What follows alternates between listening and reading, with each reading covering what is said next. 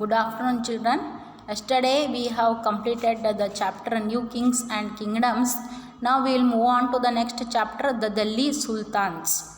Let us see now what happened. You have already known, last chapter we have known about the new kings and whatever the new kingdoms, Cholas, Rashtrakutas. Right, you have seen lot of kingdoms last Harappan and Mohenjo-daro. You have seen how the cities got developed there, and in the last year you have learnt like that there were new kings and queens are also there. Right, last chapter you have seen how were the Cholas and how were the Rashtrakutas, Kanauj, everything you have seen. The big dynasties have come up. Now it is next is the Delhi Sultans, how they had done. Right, let us see here. Delhi first became the capital of a kingdom under the Tomara Rajputs. So Tomara Rajputs, Rajput dynasty, you can see Rajputs, they were, who were defeated in the middle of the 12th century by the Chauhans. So last you have seen the Chauhan kings also you have seen of Ajmer. So here what happened, the Rajputs were defeated by whom? By the Chauhans. So under the kingdom, under the rule of Tomara Rajputs, you can see here in the middle of the 20th century, Delhi became the capital. It was under the Tomaras and the Chauhans that Delhi became an important commercial center. So Tomaras and the Chauhans, they made Delhi as their important, what you can say, center of the market, where all the, it made the commercial center, means market. They made the big market. Why you go to market? Because you get all the essential things, products available in the market. See, it became a good center. It became the center, commercial center, where the trading was taking place. Buying and selling of goods and services was going on. It became a commercial center. Many rich Jaina merchants lived in the city and constructed several temples. Many Jain merchants were living in Delhi and they had constructed lot of temples. Coins minted here called Dehiwal. So whatever the coins which are minted are the coins ready, which were the coins which were ready here, they were called as the Dehiwal. Had wide circulation. They had a wide circulation all over the India. The coins which were minted in Delhi, which were made in Delhi, they had wide circulation. Circulation means they were moving from in different parts of the India. Right. Next one, the transformation of Delhi into a capital that controlled vast areas of the subcontinent. They were controlling the transformation of Delhi to a capital. What made it? They controlled vast areas of the subcontinent. Subcontinent means the Ganga Valley, the Yamuna River and all, where there is a, what you can say, fertile land available. That was all controlled by whom? By the Delhi kings. Started with the foundation of the Delhi Sultanate. In the beginning of the 13th century, they started what? The foundation of the Delhi Sultanate became powerful. Here the Delhi rulers became the powerful.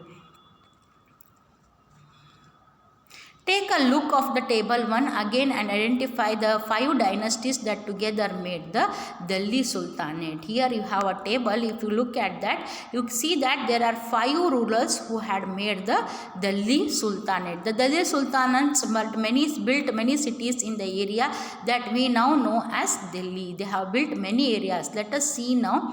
Map 1, locate Delhi, Pune, Siri and Janpath. So you can see, let us see here.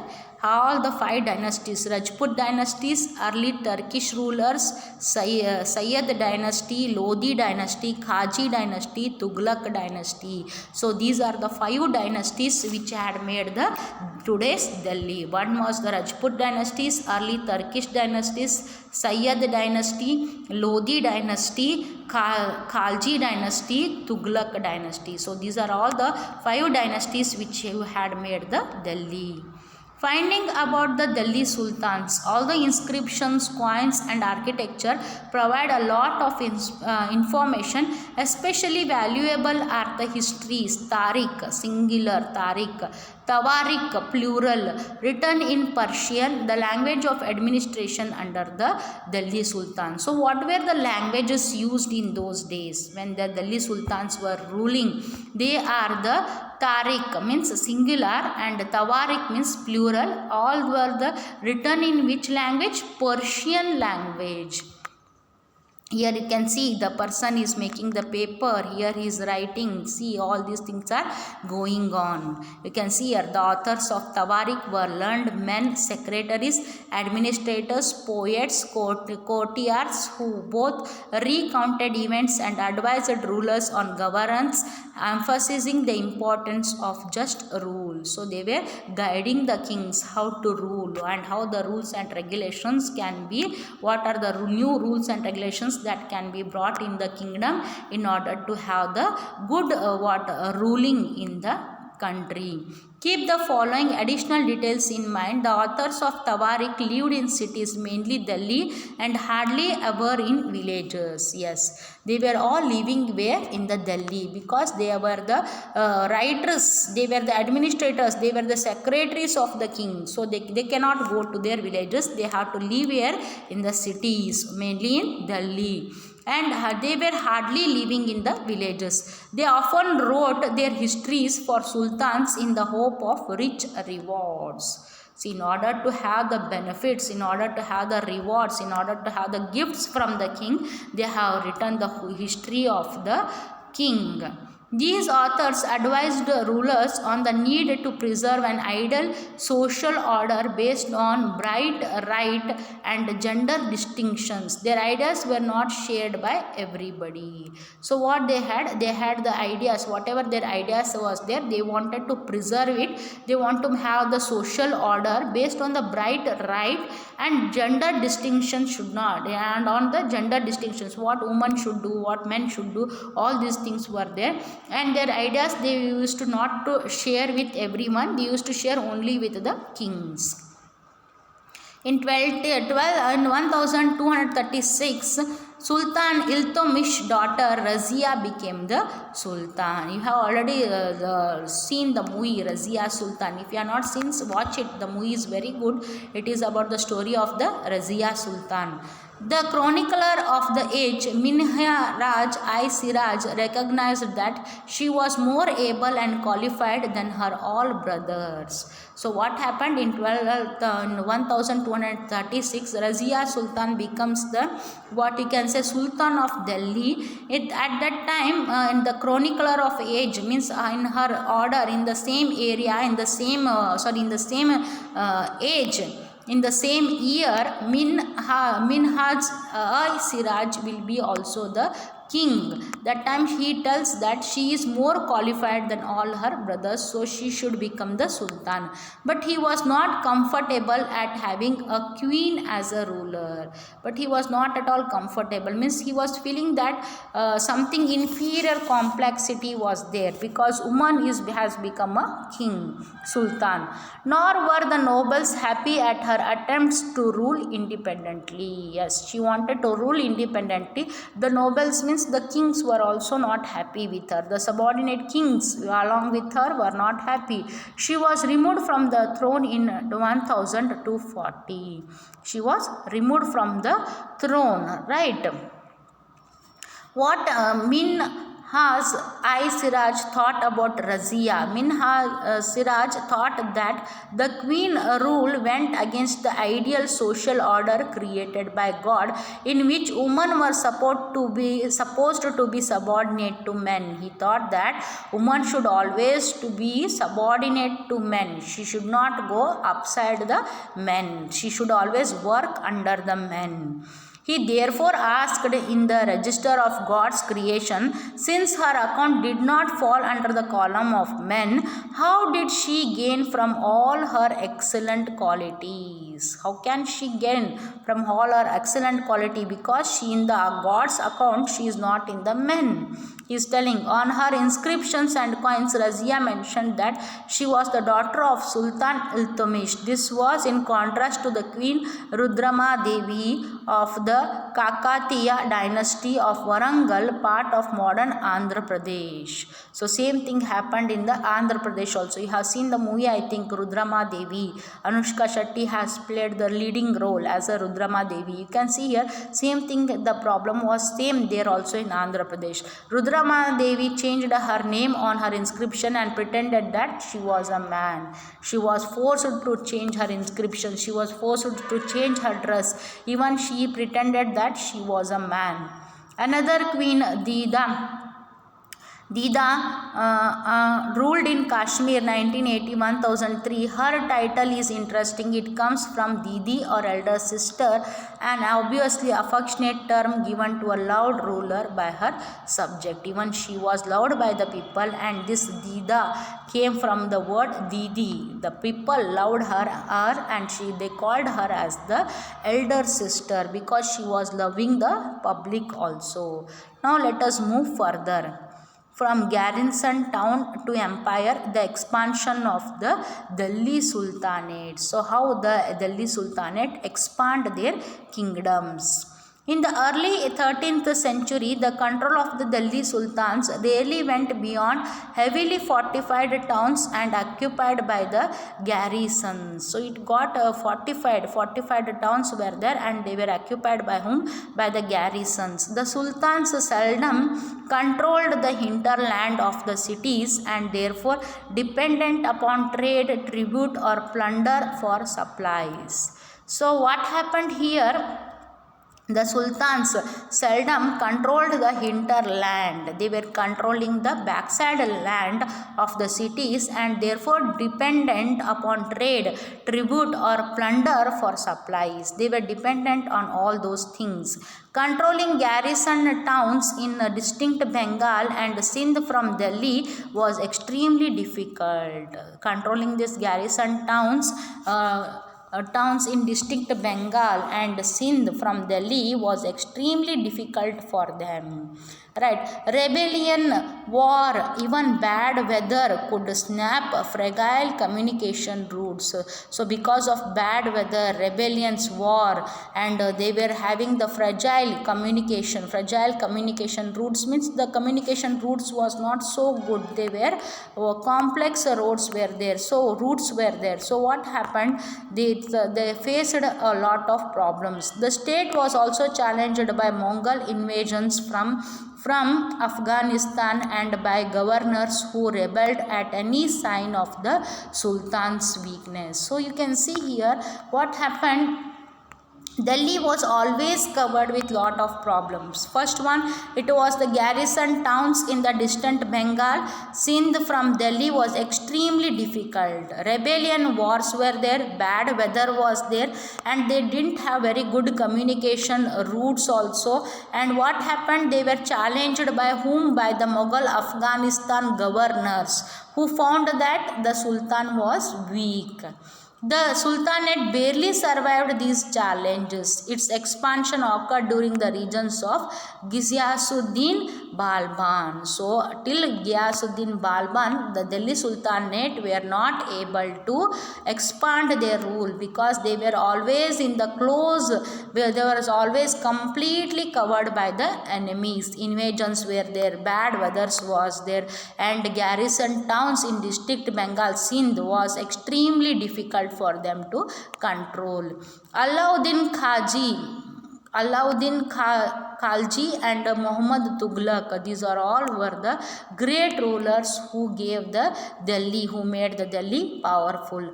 The first set of campaigns along the internal frontier of the Sultanate aimed at consolidating the hinterlands of the garrison towns During these campaigns, forests were cleared in the Ganga, Yamuna, Doab, and hunter-gatherers and pastoralists expelled from their habitats. Here what they had made the first set of campaigns along the internal frontier. They made the internal frontier of the Sultanate aimed at consolidating means making small the hinterlands of the grassland garrison towns.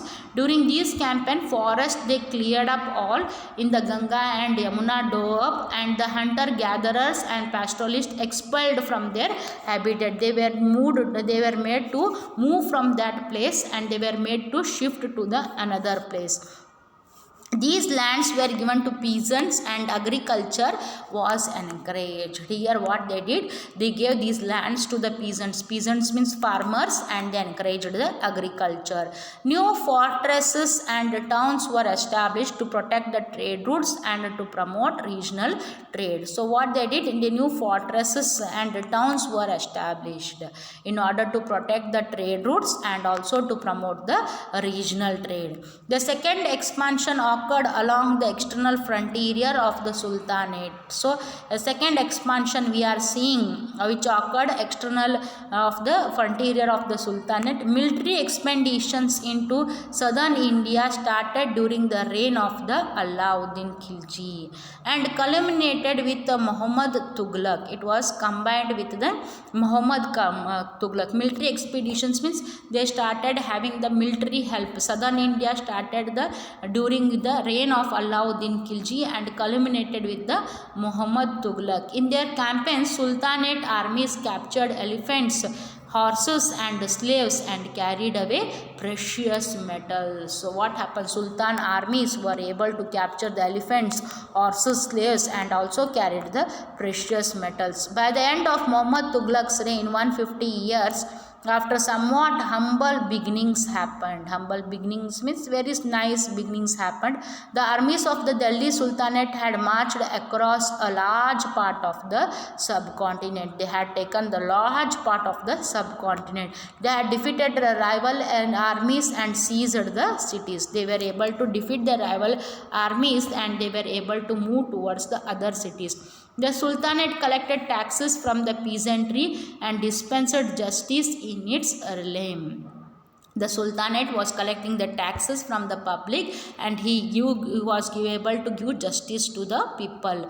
But how complete and effective was its control over such a vast army? Was it able to control the vast army, the big army? Let us see what happened. Here you can see the masjid photo is there, right? Quwwat al-Aslam mosque and minaret built during the last decade of the 20th century. You can see the so good nice buildings are there. The masjid is there. In Arabic, literally place where a Muslim prostrates in reverence to Allah in a congregational mosque. Masjid Jami or Jama Masjid. Muslims read their prayers, namaz together. Members of the congregation choose the most respected learned male as their leader, imam, for the rituals of prayer. He also delivers the sermon, Kutuba, during the Friday prayer. During prayer, Muslims stand facing Mecca in India. This is to the west. This is called as the Qibla. So here you can see there is a masjid where they do the prayers. Here you can see the Delhi Sultans built several mosques in cities all over the subcontinent. These demonstrated their claims to be protectors of Islam, and Muslim mosques also helped to create the sense of a community of believers. Here you can see they have constructed a lot of mosques for the people, Muslim people. A closer look, administration and consolidation under the Khaljis and Tughlaqs. The consolidation of a kingdom as vast as the Delhi Sultanate needed reliable governors and administrators. Rather than appointing aristocrats and landed chieftains as governors, the early Delhi Sultans, especially Iltutmish, favored their special slaves purchased for military service called the Bandagan in Persian. So what he had done the consolidation of the kingdom as vast as the Delhi Sultanate need reliable. He started appointing the reliable governors, the good administrators, rather than appointing aristocrats and landed chieftains as the governors. He made the chieftains as the governors. The early Delhi Sultans, especially Iltutmish, favored their special slaves. They started favoring their special slaves. They purchased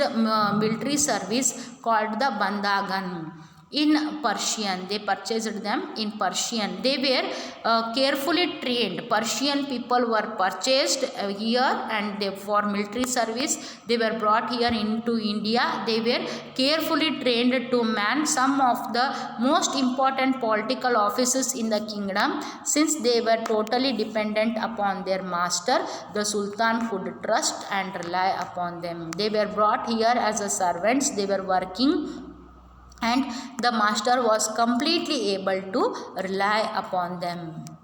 Here you can see the Khajis and the Tughlaqs continued to use Bandagan and also raised people of humble birth who were often their clients. Clients means they were often their customers, right, to high political positions. The Khaljis and Tughlaqs continued to use Bandagan. Bandagan means Bandhi people.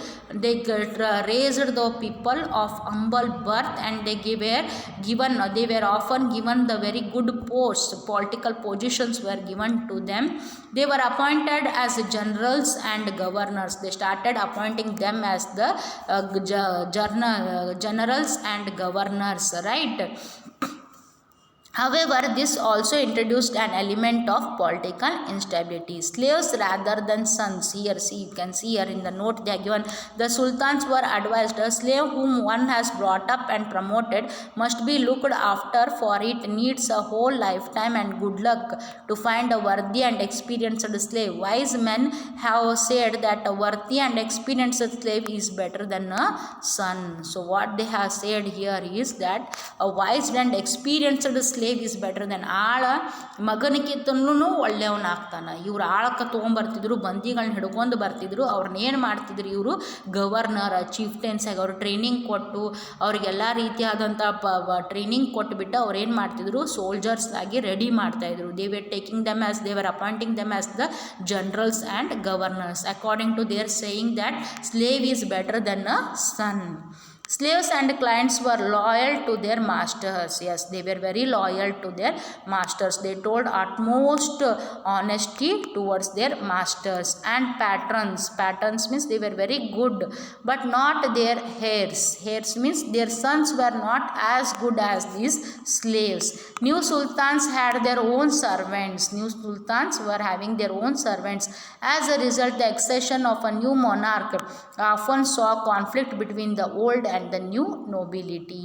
Means old kings and new kings, there were a conflict means there were differences between the old kings and the new kings. The patronage of these humble people by Delhi sultans also shocked many elites, and the authors of Persian Tawarak criticized the Delhi sultans for appointing the low and base born to high officers. So what happened? The Delhi sultans said that it is not good.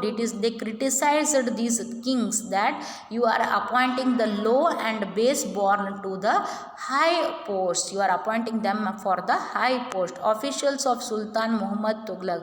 Sultan Muhammad Tughlaq appointed Aziz Kumar, a wine distiller, Firoz Hajma, a barber, Mank, a tabak, a cook, and two gardeners, Ladha and Pira, two high administrative posts. Ziauddin Barani, a mid-14th century chronicler, reported their appointment as a sign of Sultan's loss of political judgment and in his incapacity to rule. So here you can see they have appointed a gardener, a barber, a cook in the political administration of the country. This created the differences between the people. This made that the people to think differently about the king. Like the earlier sultans, the Khalji and Tughlaq monarchs appointed military commanders as governors of territories of varying sizes. These lands were called Iqta and their holder was called Iqtadar or Mufti. Means the person who are ruling the lands, they were called as the Iqta, and the person who was the holder, means who was completely holding that land, he was called as the Iqtadar or the Mufti. The duty of the Muftis was to lead military campaigns and maintain law and order in their iqtas. It means in their territory or in their area, they have to maintain the law and order, and they have to lead the military campaigns. They have to take care of the military campaigns.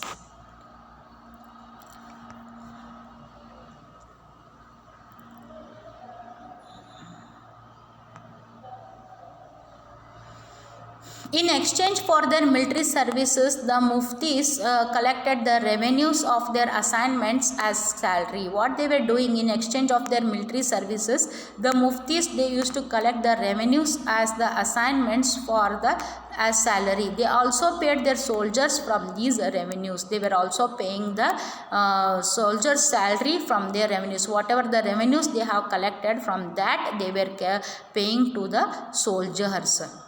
Control over Muftis was most effective if their office was not inheritable and if they were assigned iqtas for a short period of time before being shifted. So what happened if it is not inheritable, it is not the same that after his father his son should become the Mufti and all, it is going to change. It is not inheritable, it is not hereditary, but it may change. These harsh conditions of service were rigorously imposed during the reigns of Alauddin Khilji and Muhammad Tughlaq. Accountants were appointed by the state to check the amount of revenue collected by the Mufti. So Muhammad Tughlaq and Alauddin Khilji, during those periods, these Muftis were appointed, and accountants used to check whether they have collected properly the revenues or not. Care was taken that the Mufti collected only the taxes prescribed by the state and that he kept the required number of soldiers.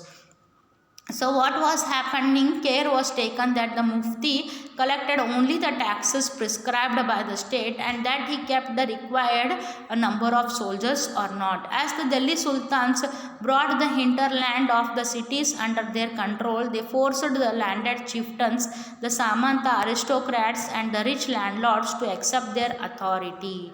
So what he said that Delhi Sultans, when he brought the hinterland under his control, he forced the landed chieftains, the Samanta aristocrats and the rich landlords to accept their authority. They have to accept the authority. They have to follow the rules and regulations of whom? Of the Delhi Sultans. Who should follow it? It is the chieftains of Samanta aristocrats. Samanta means the subordinate kings, and rich landlords has to follow the orders of the Delhi Sultanate. Under the Alauddin Khilji, the state brought the assessment and collection of land revenue under its own control.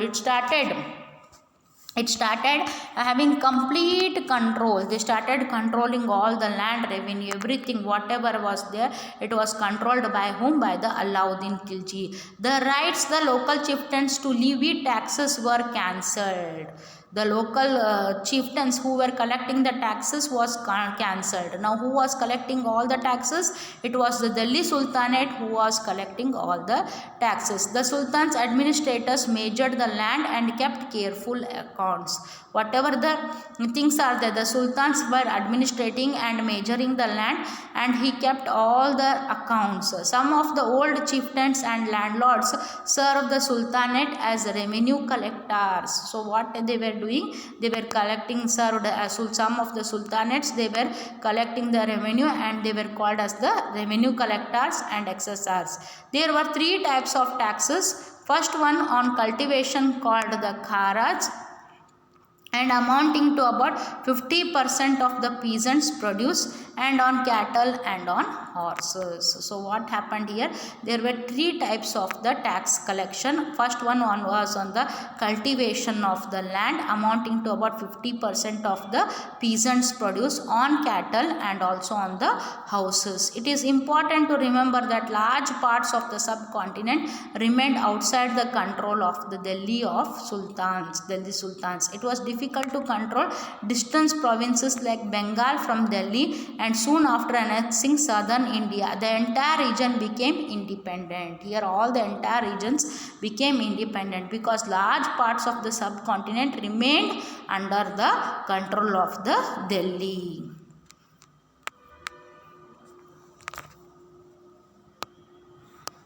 That Sultanate forces could not penetrate, local chieftains established their rule in these regions. Where Sultan was unable to penetrate, was unable to take care of, that time where local chieftains established their rule. The local chieftains started establishing their rule in these regions. Sometimes rulers like Alauddin Khilji and Muhammad Tughlaq could force their control in these areas, but only for a short duration. As you see, they are all in the big areas. When they go on controlling vast areas, it becomes very difficult for them to have a control in all the areas. So for that sake, what happened, for a short duration, Alauddin Khilji and Muhammad Tughlaq, they were able to control that places, but for a long duration it was controlled by the chieftains. The Mughals under the Genghis Khan invaded Transoxiana in the northeast Iran in 1219, and the Delhi Sultanate faced their onslaught soon after. So what happened when the Mughals, Genghis Khan invaded Transoxiana in the northeast Iran 1219, and the Delhi Sultan faced their onslaught soon after. Mongol attacks on Delhi Sultanate increased during their reign of Alauddin Khilji and in the early years of Muhammad Tughlaq's rule. This forced the two rulers to mobilize a large standing army in Delhi, which posed a huge administrative challenge. So what happened here, when they got the attacks from the Mongols, what happened? The Mongol attacks, the Delhi Sultanate increased during the reign of Alauddin Khilji. When Alauddin Khilji was a king, that time the Mongols came and attacked the Alauddin Khilji, and also in the early years of the Muhammad Tughlaq, what was there? The enemy king was the Mongols. This forced the two rulers to mobilize a large standing army in Delhi, which posed a huge administrative challenge. So what happened here? Because they were having a continuous, there was opposition from these Mongols. What they thought, that it was unable for them to expand the army. It was not unable. It was very much essential for them to have a huge administrative army, standing army in Delhi, because there was continuously attacks from the Mongols. So they need to maintain a big standing army in order to have a control over the Delhi Sultans, in order to have the complete control over the Delhi, because these Mongols, Genghis Khan was continuously invading from Iran. He wanted to control the India. He wanted to control the Delhi. For that sake, the Delhi Sultanate had a very good, powerful and standing army. For that sake, when you have to maintain a big army, what is the challenge? Administrative challenge is there. All army, if it is concentrated in Delhi only, then what happens? You have to take care of their food, you have to take care of their house, everything. Maintaining a huge army is not a simple thing. It is a great challenge for the kings. It is the great challenge for the kingdoms to maintain the huge armies. So Alauddin Khilji, Muhammad Tughlaq, you can see what all they have constructed, what all they have attacks they have faced, what all the battles they have done. You can see here, right? In this list, Muhammad Tughlaq's failure, we sometimes forget that for the first time in the history of the Sultanate, a Delhi Sultan planned a campaign to capture Mongol territory. See, he was the first Sultan, Muhammad Tughlaq. He told that we will capture the Mongol territory. We go to Iran and will capture it. Unlike Alauddin's defensive measures, Muhammad Tughlaq's measures were conceived as a part of military offensive against the Mongols. So what happened? Tughlaq thought that we will have an offensive against the Mongols. Means we will go and attack the Mongols. He was only defending. Alauddin was only defending. He was only protecting his boundaries. But what Muhammad Tughlaq planned, we will go and we will have attack on the Mongols. The Sultanate in the 15th centuries and the 16th centuries. So this is the last part. Let us see. Take a look at table 1 again. You will notice that after the Tughlaqs, the Sayyid and Lodi dynasties ruled from Delhi and Agra until 1526. So here you can see there are two dynasties which have ruled. One is the Sayyid dynasties and another one is the Lodi dynasties. By then, Jaunpur, Bengal, Malwa, Gujarat, Rajasthan and the entire South India had independent rulers who established flourishing states, prosperous capitals. They were having the prosperous capitals. They were having the flourishing states. Means very good, advanced, developed states. It was very rich and powerful states who were having Malwa, Gujarat, Rajasthan, entire South India, Jaunpur, Bengal was having. Right, but what happened? This was the period which saw the emergence of new ruling groups like the Afghans and the Rajputs. Here the next emergence of new ruling they saw, that was of the Afghans and the Rajputs. Some of the states established in this period were small but powerful and extremely well administered. Some of the states were there in this period. They were very small but yet they were very much powerful and extremely well administration should be good. It should be power. The period may be small, but how it should be powerful and it should be extremely administered. Means at what time to get up, at what time to do, at what time to give professional training and all. It is most important. What food to eat, how should be the army, how should that army should be. It should be very much a strong army. It should be, the army should be of full strength. Sher Shah Sur 1540 to 1545 started his career as the manager of a small territory for his uncle in Bihar and eventually challenged and defeated the Mughal Empire Humayun. In 1530, 1540, 1555 to 1556, Sher Shah captured Delhi and established his own dynasty. So Sher Shah was able to defeat Humayun and he captured the Delhi and he established his own dynasty. Although the Suri dynasty ruled for only 15 years. It was able to rule how many years? Only for 15 years. 1540 to 1555. It introduced an administration that borrowed elements from Alauddin Khilji and made them more efficient. So he had borrowed all the elements, all the administrative elements that were there in the Alauddin Khilji and made his administration more efficient.